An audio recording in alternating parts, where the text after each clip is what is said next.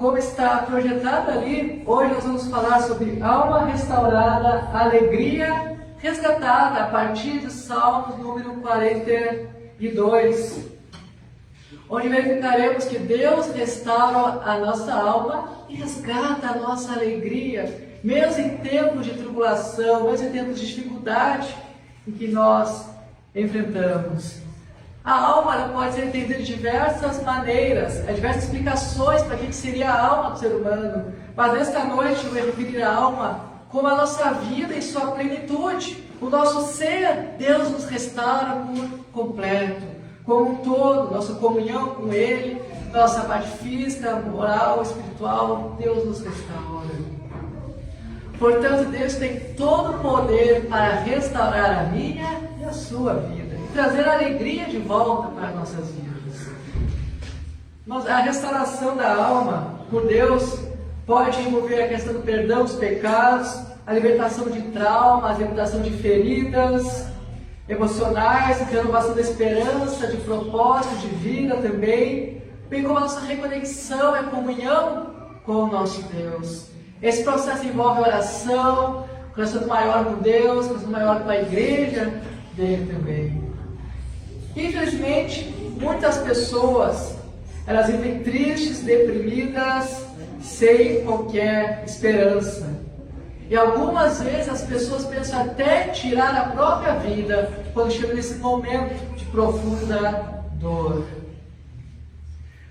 No Brasil, o número de suicídios, não só no Brasil, mas principalmente no Brasil, o número de suicídios tem crescido grandemente, é algo alarmante. São números exorbitantes, quando as pessoas têm tirado a sua própria vida, não têm mais encontrado esperança, caminho a seguir. A vida parece um caos. E faz de tão realidade espantosa, como de uma perspectiva bíblica nós podemos trabalhar em nossas vidas.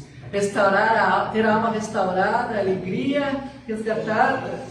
Mas graças a Deus, a gente tem Salmos 42, Salmos 43, que nos ensinam a como viver de modo mais alegre com Deus e ser restaurado pelo próprio Deus.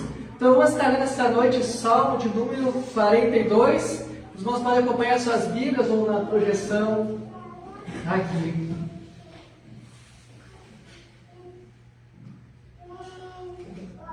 Salmo de número 42 diz assim: assim como a corça suspira pelas correntes das águas, assim por ti, ó Deus, suspira a minha alma. A minha alma tem sede de Deus, do Deus vivo. Quando irei e me apresentarei diante da face de Deus? As minhas lágrimas têm sido o meu alimento dia e noite, enquanto me dizem continuamente: e o seu Deus onde está? Lembro-me destas coisas, e dentro de mim se derrama a minha alma, de como eu passava com a multidão de povo e os guiava em procissão à casa de Deus, entre gritos de alegria e louvor, multidão em festa. Por quê? Porque você está batida, ó minha alma. Porque se perturba dentro de mim? Espere em Deus, pois ainda o louvarei. A Ele, meu auxílio, Deus meu. Sinto abatida dentro de mim a minha alma.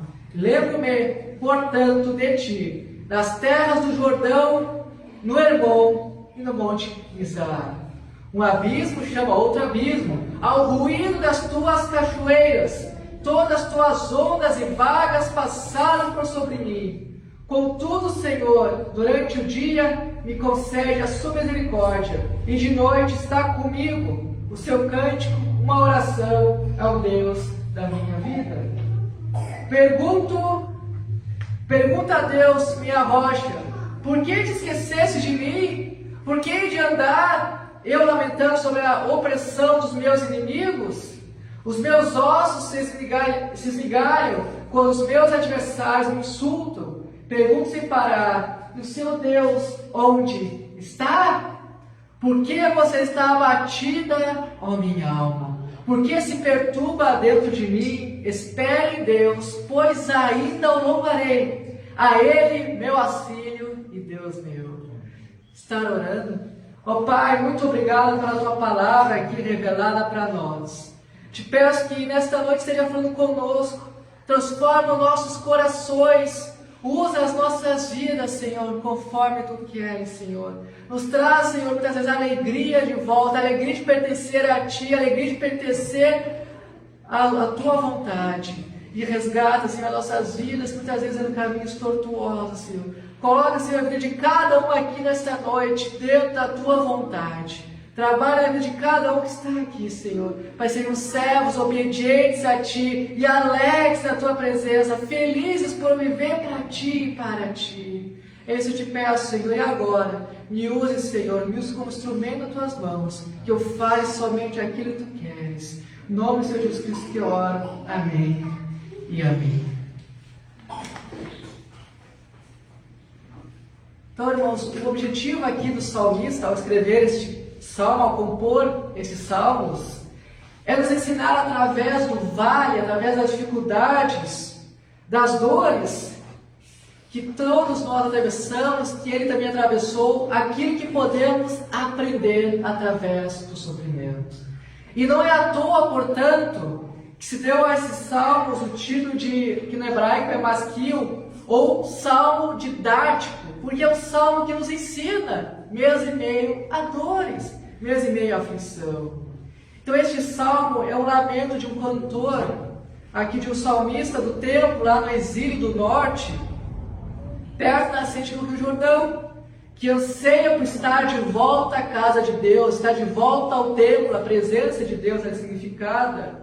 Isso transforma os seios desse salmista em uma fé resoluta, uma esperança no próprio Deus.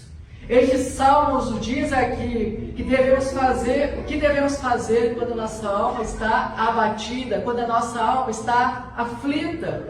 E ele nos ensina como o justo deve agir, como o justo pode vencer a depressão espiritual. Irmãos, Deus restaura a nossa alma, resgata a nossa alegria. E a gente vai ver nessa noite passos para ter a alma restaurada. O primeiro deles, sacia sua sede em Deus. A gente lê ali, assim como a costa suspira pelas correntes das águas, assim por Ti, ó Deus, suspira a minha alma. A minha alma tem sede de Deus, o Deus vivo.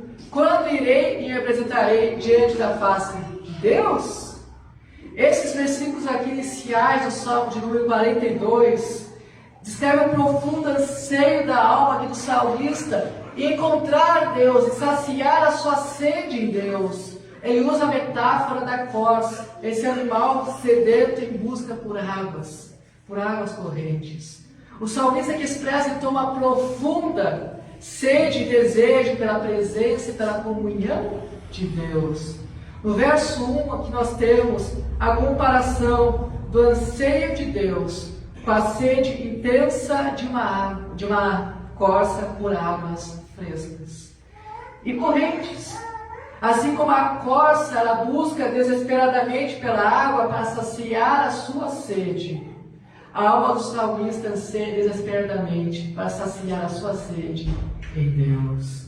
Essa imagem aqui ela nos invoca uma sensação de necessidade, uma sensação de urgência pela ação de Deus em nossas vidas, demonstrando a importância que devemos dar à presença de Deus. No verso 2 aqui o salmista, ele expressa a sua sede pela alma de Deus, pela presença do Deus vivo. Sua alma anseia por encontro pessoal com Deus lá no templo, algo que é significativo para aquela época, onde ele possa se apresentar diante de Deus. Há um desejo profundo de estar em comunhão com Deus novamente. Então aqui somos ensinados sobre o anseio e a importância de buscar a presença de Deus. O salmista expressa a sua necessidade vital de ter uma comunhão íntima com Deus, que possa se ensinar de exemplo, que cada um aqui busque viver em íntima comunhão com Deus. Assim como o salmista ansiava por isso, nós também devemos ansiar por essa comunhão com o nosso próprio Deus. Aqui nós vemos o salmista ansiando por colocar a sua esperança em Deus, confiando nele, que Deus ele tem motivos para ser feliz. Esses textos, esses versículos aqui nos lembram da importância de buscar a Deus com fervor, buscar a Deus com paixão, reconhecer que somente Deus pode satisfazer os anseios mais profundos da nossa alma. No verso 11, nós lemos assim: por que você está abatido, ó minha alma? Por que se perturba dentro de mim? Espere em Deus, pois ainda o louvarei. A Ele meu auxílio e Deus meu. Verificamos aqui nestes versos o auxílio que o salmista busca em Deus, que só Deus pode dar, e era em Deus que ele colocava a sua esperança, como o salmista que corre para o Deus que é a sua segurança. Nós devemos fazer isso também, mesmo em dias maus, mesmo em dias caóticos, de aflição, de dor e sofrimento, caminhos tortuosos e por acaso nossas vidas, devemos buscar auxílio em Deus. Quando a nossa alma, quando a minha, quando a sua alma ela ficar abatida, em desespero muitas vezes, não queira buscar Deus somente para matar os seus problemas, para se livrar deles, ou fugir dos seus problemas, mas queira buscar a Deus, porque a Deus é aquilo que nós necessitamos, e com Deus nós somos restaurados, com Deus nós temos uma nova vida, com Deus nós temos nossa alegria de volta, de viver por Ele e para Ele. Em Jeremias capítulo 2, verso 13, nós lemos o seguinte: porque o meu povo cometeu dois males, abandonaram a mim a fonte de água viva e cavaram cisternas rachadas que não retêm águas.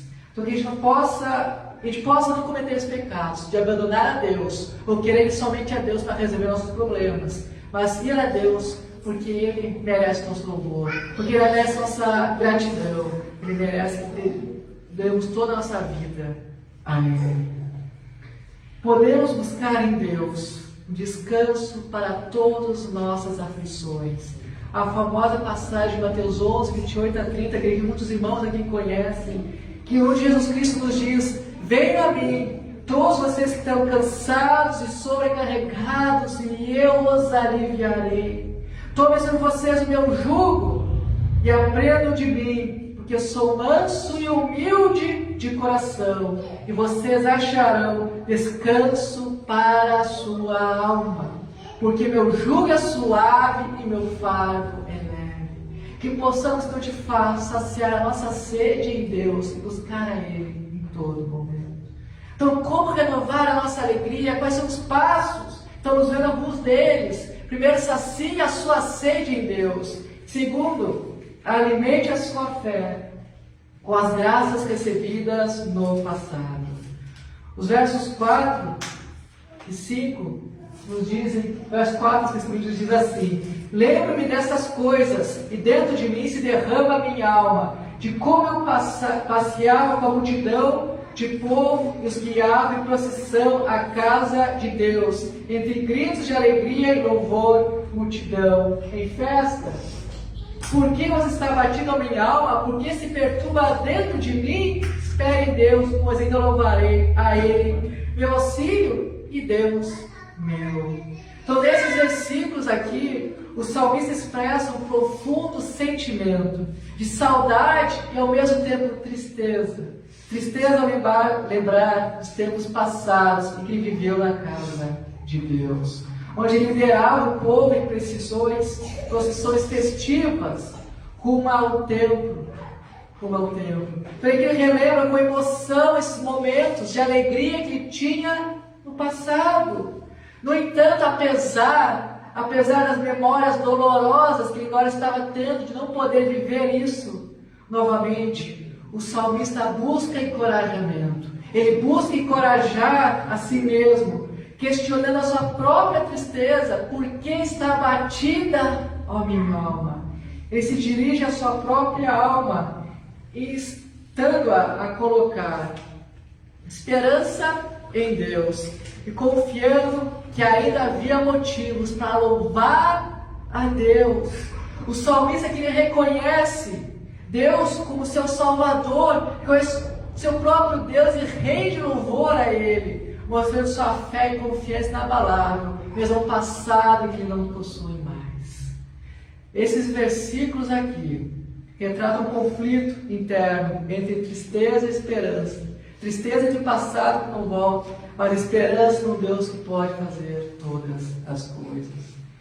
E aqui entre as memórias passadas que nós lemos e a confiança futura, o autor busca consolar-se, encontrando refúgio do próprio Deus, depositando sua esperança em Deus e afirmando que mesmo em meio à angústia, ele ainda louvaria a Deus.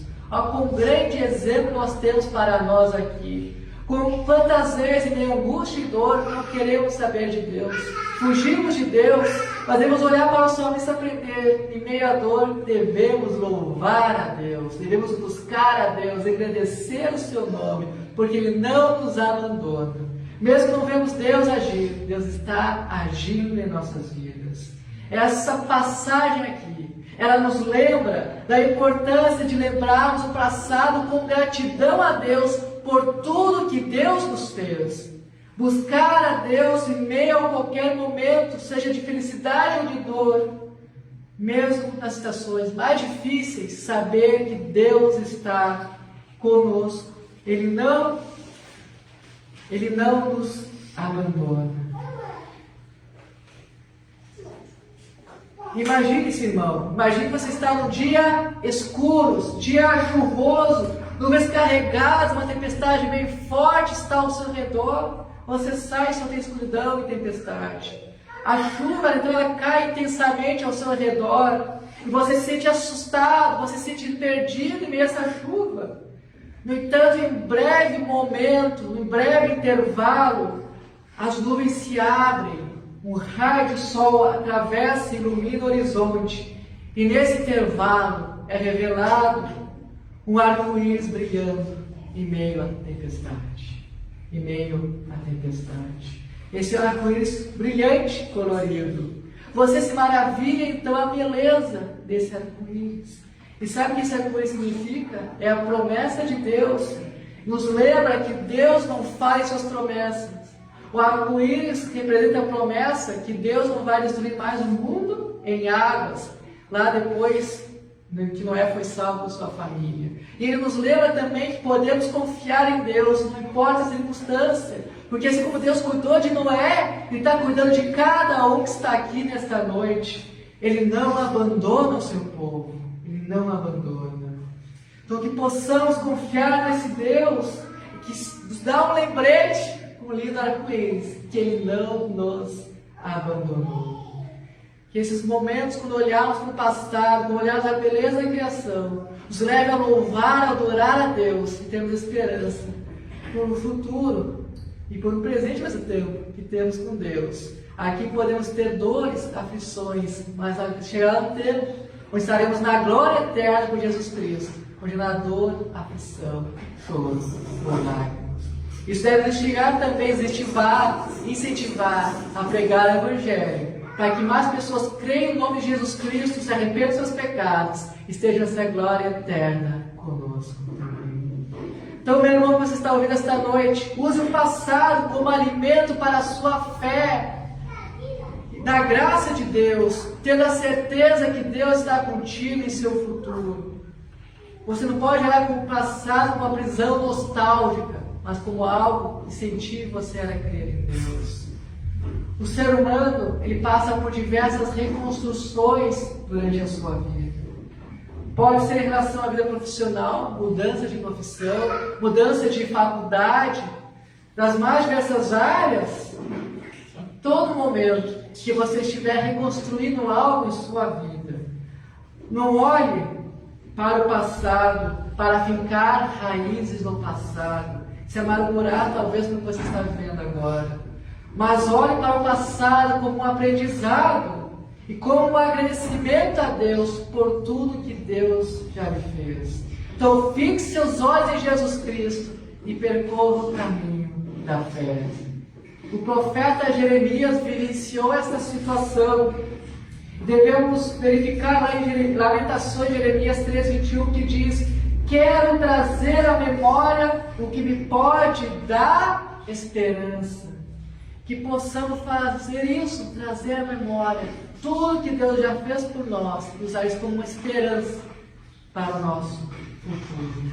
Que a sua memória não seja cheia de amarguras e ressentimentos do passado, mas cheia de esperança no Deus que está em todo o tempo. Então alimente a sua fé com as graças que Deus já lhe concedeu. Então passos para renovar a alegria, para restaurar a nossa alma. Primeiro, sacia a sua sede em Deus. Segundo, alimente a sua fé com as graças recebidas no passado. Terceiro, pregue para a sua alma. O salmista clama neste versículo: por que você está abatida, ó minha alma? Por que você está abatida? E como é crucial essa verdade aqui, no nosso combate da fé diário. Pregar para nós mesmos, para nossa alma abatida. Falarmos para nós mesmos da graça de Deus em nossa vida, mesmo em momentos de aflição.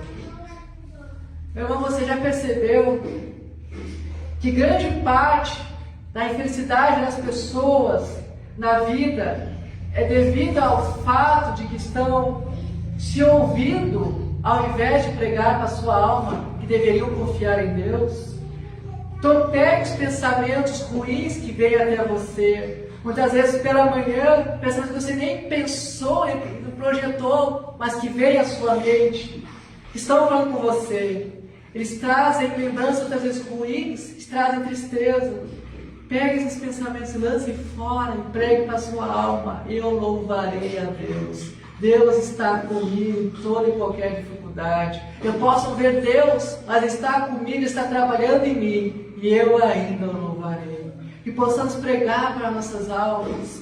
Talvez não vejam na plenitude toda a felicidade aqui na terra, mas temos certeza absoluta pela Bíblia que viveremos isso no céu eterno. Então pregue para a sua alma: eu louvarei a Deus, Ele não me abandonou. A gente verifica aqui o tratamento usado pelo autor do Salmo 42, porque ao invés de permitir que o seu ego falasse consigo mesmo, se aprofundasse na depressão, ele falou com a sua alma e pregou para a sua própria alma, dizendo: por que você está abatida? Por que você está assim, ó minha alma? A alma do salmista que estava severamente deprimida, sendo esmagada por seus sentimentos. Então ele se levanta e diz: escute minha alma, eu ainda louvarei a Deus. Talvez desse lado nós conhecemos melhor a plataforma para a nossa esperança, que é Jesus Cristo crucificado pelos nossos pecados e triunfante, vitorioso sobre a morte na sua ressurreição. Jesus Cristo venceu a morte. Nós não estamos vendo a plenitude da consumação dos séculos, no lugar de dor nem choro. Mas aí nesse lado da vida, quando estivermos aqui, nós podemos olhar para a cruz de Cristo e dizer: Deus venceu a morte e há motivos para eu me alegrar. Portanto, o essencial que devemos aprender aqui, quando nossa alma está abatida, é pregar o Evangelho para a nossa alma. Pregar para nós mesmos. Então aprenda a pregar o Evangelho para si mesmo. Se o salmista que tivesse vivido depois de Cristo, provavelmente é isso que teria feito: pregado sobre a morte e ressurreição de Jesus Cristo para si mesmo. Então possamos ter essas atitudes. Lá em Mateus 6, 31 a 33 nós lemos uma passagem conhecida também, onde Jesus fala: portanto, não se preocupem dizendo que comeremos, que beberemos, ou com que nos vestiremos. Porque os gentios é que procuram todas essas coisas. O Pai de vocês que está no céu sabe que vocês precisam de todas elas. Mas busque em primeiro lugar o reino de Deus e a sua justiça, e todas essas coisas serão acrescentadas. Aqui a gente tem ensinamento que deve preocupar com as coisas cotidianas, o que enfrentamos no nosso dia a dia, porque Deus já está cuidando delas. Deus já cuida do nosso vestir, Deus já cuida da nossa alimentação. Então devemos lançar nossa ansiedade em Deus. Vemos por toda a Escritura, como Romanos 8, 31, 32, que diz que diremos então à vida dessas coisas. Se Deus é por nós, quem será contra nós? Aquele que não poupou o seu próprio filho, mas por todos nós o entregou, será que não nos dará graciosamente com ele todas as coisas? Então pregue para a sua alma essas verdades. Deus cuida de ti. Não há por que andar preocupado com amanhã, porque amanhã pertence a Deus. E o quarto passo para renovar a alegria é estar afirmado no amor soberano de Deus. A gente aprende isso nos versos 7 e 8, vou deixar projetado ali, onde o salmista sabia que o tumulto do mar revolto, as ondas, as correntezas dos problemas caem sobre ele. Esses problemas vêm sobre ele. E ele verifica ali que é interessante que esses problemas vinham da mão do próprio Deus. A gente vê aqui nesse texto que as dificuldades elas vinham de Deus em última instância. A nova tradução da linguagem de hoje diz assim, essa parte: assim são as ondas de tristeza que o Senhor Deus mandou sobre mim.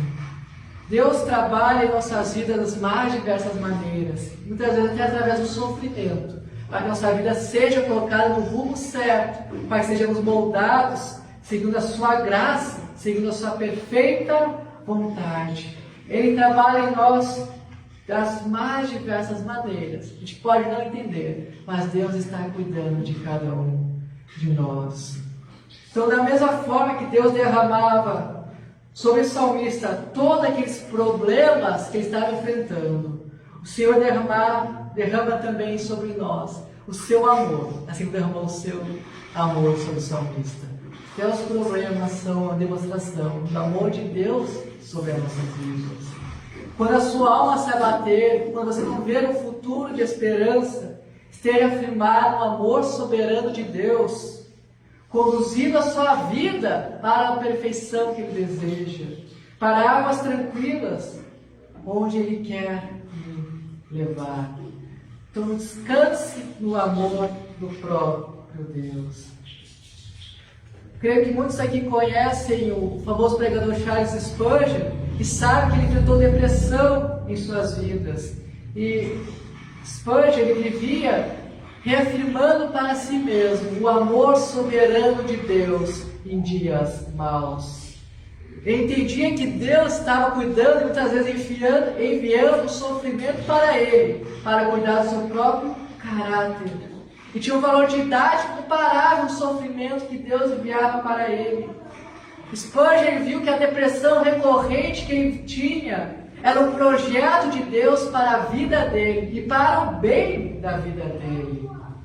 O que se pode observar através disso, através da vida dele, Spurgeon, é uma vida inabalável na soberania, na confiança na soberania do amor de Deus, em todas as aflições que ele enfrentava. E mais do que qualquer outra coisa, ele tinha uma fé inabalável em Deus e seu poder para todos os momentos. Foi o que manteve ele de pé, e mesmo em meio a dias maus que ele enfrentou. A estratégia de ver a mão de Deus trabalhando na vida dele, dosando e enviando sofrimento, era o modelo que entendia para enfrentar dias maus, sabendo que até o sofrimento era o modo de Deus amar ele. E muitas vezes o sofrimento, infelizmente, ele choca-se prontamente com o pensamento moderno que muitos têm, que o crente não pode sofrer, que eu sou crente, não pode vir dor sobre mim, que eu sou cristão, se eu confio em Deus, tudo deve estar bem. Mas quem fala isso não pode estar mais enganado. Os discípulos de Cristo sofreram tanto por Cristo, porque com nós seria diferente. Os apóstolos sofreram, porque nós não sofreríamos. Deus usa o sofrimento para nos moldar, para nos amar, para nos cuidar. Possamos estar felizes com o sofrimento. Charles Spurgeon uma vez chegou a dizer o seguinte: ouço dizer que a maior bênção terrena que Deus pode dar a qualquer um de nós é a saúde, com exceção da doença. Se alguns homens que eu conheço pudessem ser favorecidos com o mês de reumatismo, isso daria, pela graça de Deus, amadurecimento para eles, faria amadurecê-los maravilhosamente. O que ele entendeu aqui? Que o sofrimento era o método de Deus usar para o crente se amadurecer. Se não fosse para o sofrimento, não mudaríamos de vida. Então, Deus demonstra amor por nós, em meio à dor que muitas vezes Ele nos envia. E o quinto passo para ter a alma restaurada: desabafe com Deus. Ficar calado e guardar as angústias para si mesmo é muito pior e pode ser extremamente danoso para nós. A primeira coisa que devemos fazer quando nossa alma está abatida e angustiada, com medo de dor, não é se calar, mas abrir nosso coração, a nossa voz diante de Deus. Desabafar com Deus pode ser uma experiência de fato libertadora para cada um. Então reserve um momento do seu dia para ir até Deus e contar a Ele todas as suas aflições, todos os seus problemas, todas as suas dores. Desabafe com Deus. Não se cale. O salmista desabafou para com Deus. Verso 9, a gente lê: pergunta a Deus, minha rocha, por que te esqueceste de mim? Por que hei de andar eu lamentando sob a opressão dos meus inimigos? Então, irmãos, neste versículo aqui o salmista expressa o seu clamor a Deus, dirigindo-se a Deus como sua rocha, como seu refúgio em dias maus. O salmista está passando por águas turbulentas, por tempestades, da aflição, da mais angústia da sua alma, sentindo-se esquecido por Deus. E quantas vezes nós nos sentimos também assim, esquecido por Deus? E ele compartilha sua dor para com Deus, desabafando com Deus. Então devemos fazer isso, desabafar com Deus, como sentirmos esquecidos para com Ele. Veja, em meio a tamanha dor, o salmista encontra Deus, o suficiente para dizer: Deus, me ajude, me ajude. Então, querido irmão, desabafar com Deus, abra seu coração, porque Ele entende a sua dor. Você pode até achar que está sozinho, mas Ele vai lhe ouvir, Ele vai cuidar de ti. Não importa a circunstância, não importa o momento, Deus cuida de ti. Gostaria que você refletisse essa noite. Qual foi a última vez que você clamou a Deus? Qual foi a última vez que você abriu seu coração para Deus, se derramou perante Ele até com lágrimas? Faça isso, Deus vai cuidar do seu coração. Jeremias 29:13, nós lemos: buscar-me-eis e me achareis quando me buscares de todo o vosso coração. De todo o vosso coração.